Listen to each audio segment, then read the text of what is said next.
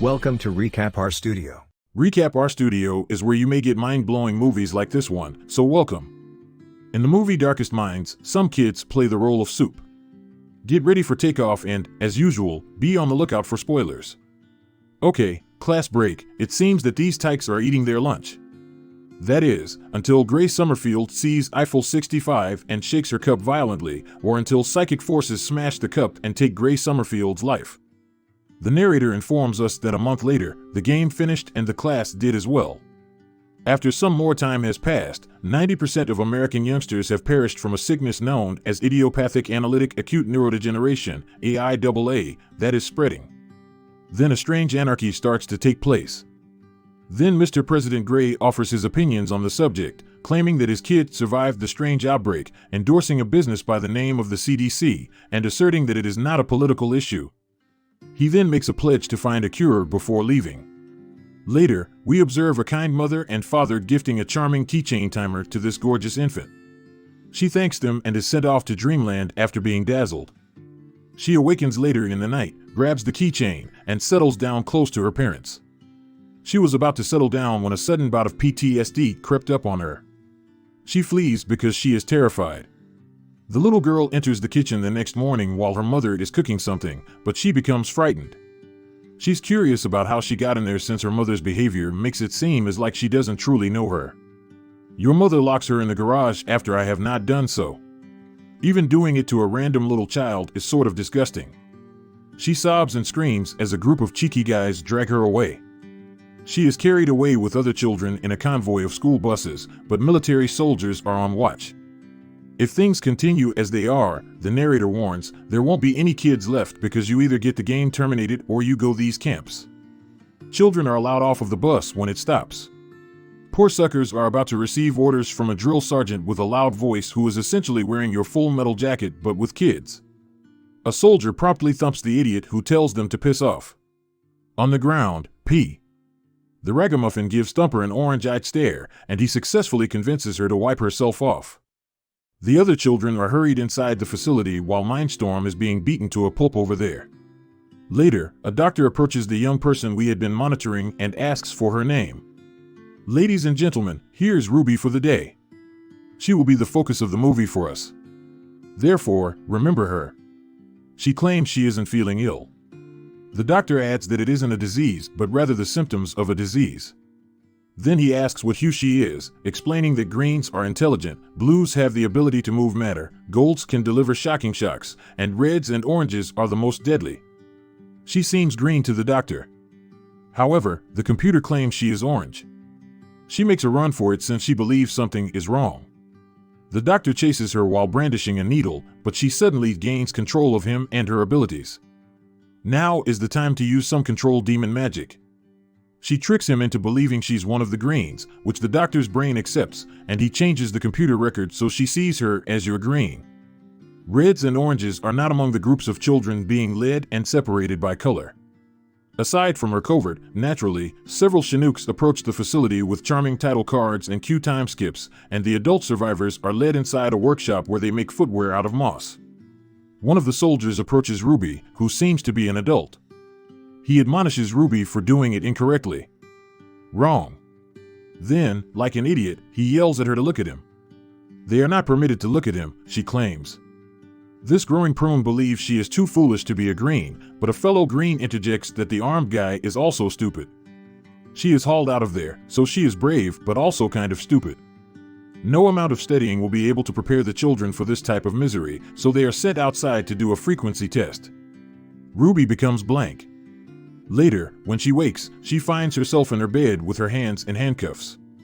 She is reassured by Dr. Kate Begbie once she introduces herself. She says, "I'm here for you now, and I'm there for her," but her relationship with Ruby is over. So a security leads her out of the building. Ruby analyzes the chart the doctor left and discovers a letter once the coast is clear. They will undoubtedly smear her since they are aware that she is genuinely orange. It also instructs her to go to the boiler room if she wants to survive, and most likely contains the key to her handcuffs.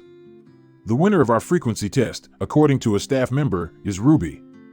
The doctor claims that she captures the captain's whole attention.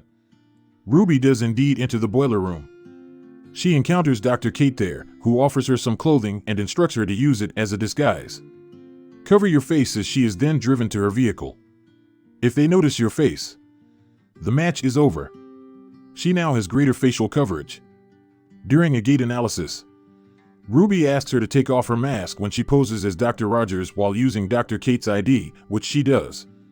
When the captain exerts extreme effort, he walks up to Ruby and demands that she remove her mask.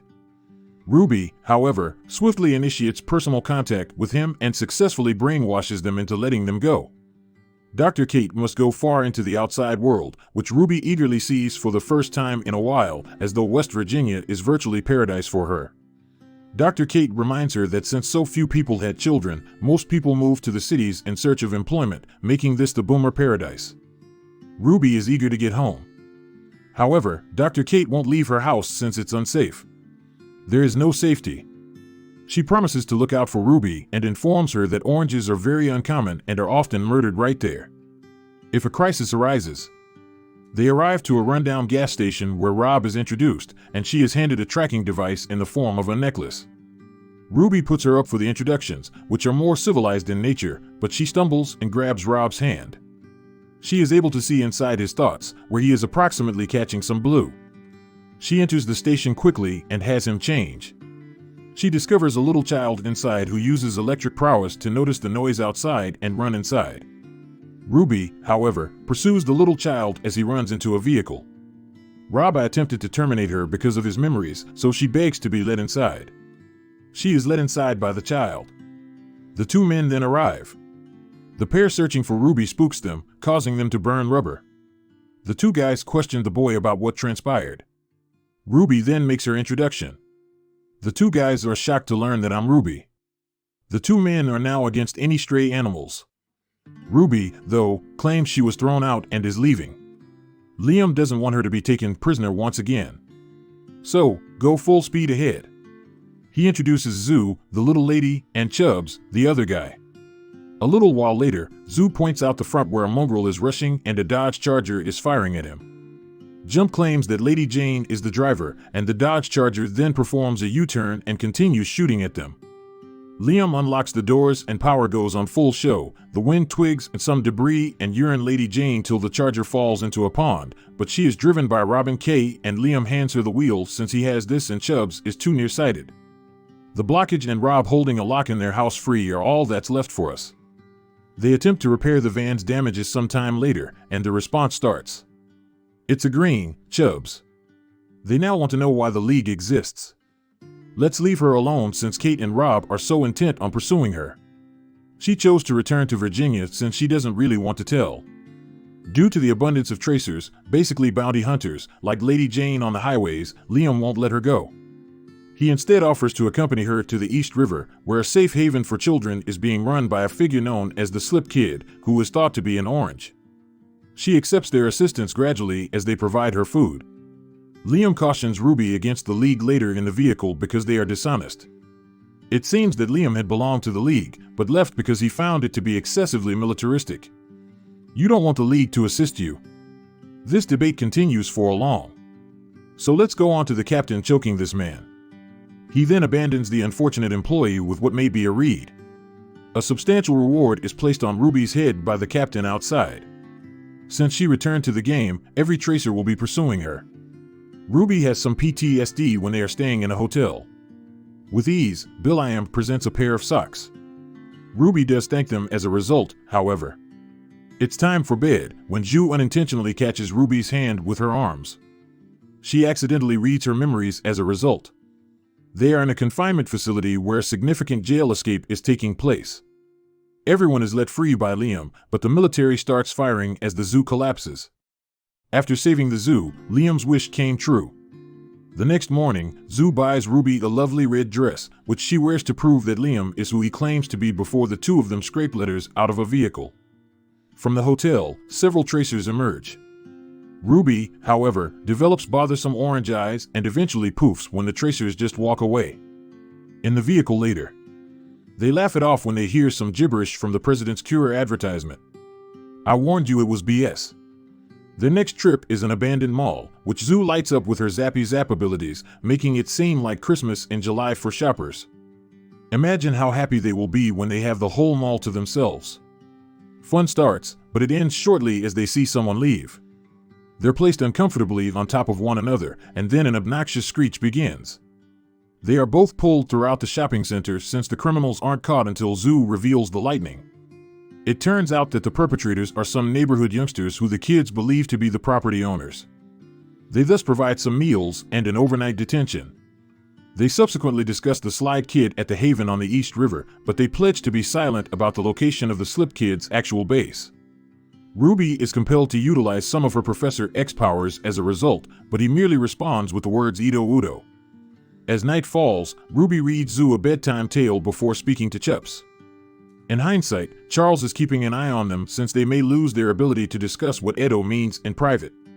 But Charles is unsuccessful. Ruby is able to decipher some of Charles's enigmatic notes to his parents, which regrettably went unanswered. Charles had an epiphany and realizes that Edo could not be a location at all, but rather a frequency. How often? They therefore listen onto a certain radio station, where they hear a false Prince distress call coming from Lake Prince, Virginia. Resuming the journey by car, they're already in Lake Prince, which will ultimately be close to Ruby's former home. When they go to Virginia, they let Ruby see her house first, but when Ruby gets there, she still perceives her as a weird object. She then flees, leaving everything behind. Liam finds her as she enters a field and returns the keychain to her. Okay guys, my colleague, Marie, has this to say about the movie. Thank you, Dave. In spite of her loss, Liam informs her that she has a new family, cue the overly romantic kissing moment. Because of a fluke, the Zoo has some Twinkies back, so Lady Jane returns as she walks home. By using a handgun, she restrains Ruby.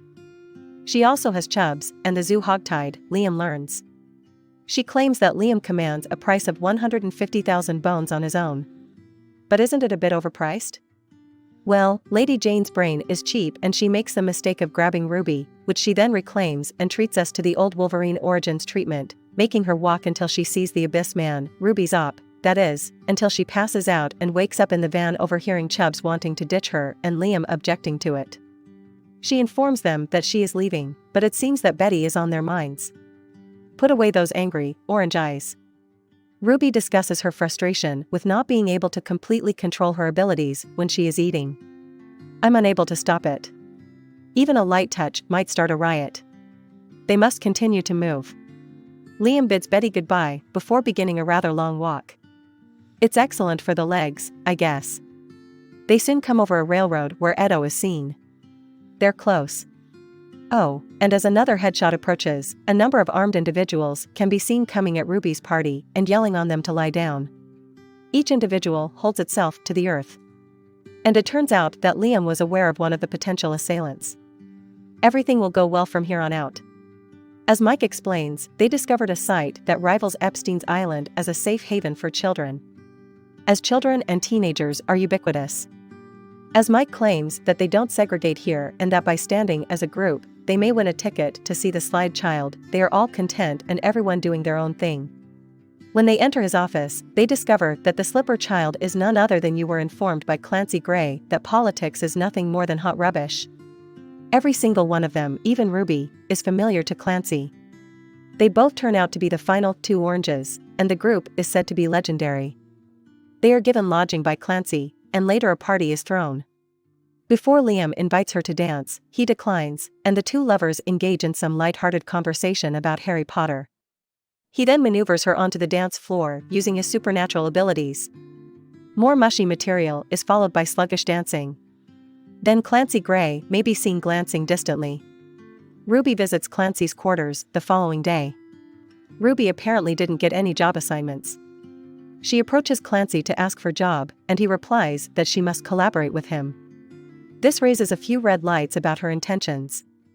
He forces her to sit down, and then he tells us about Clancy's terrifying experience serving as a test subject for a treatment.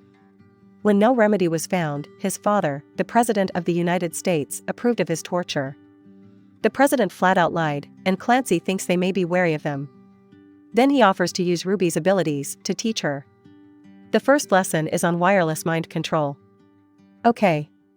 Clancy wants to teach Ruby how to enter people's thoughts without really touching them, but something about this little Edenic paradise smells foul. They soon test the abilities on gullible pepper producers. For the next lesson, she really got to do it. Clancy believes she is still withholding information, therefore it is time to rehash suppressed recollections. She essentially explains what took place and how she unintentionally destroyed her family's memory. Clancy is amazed by the gift and standing outdoors on the trauma side. Liam is receiving a hearty dish of NTR because he has never encountered someone quite like you. Liam backs off and actually runs into Ruby at their 10 where they were having a peanut butter and jelly quarrel.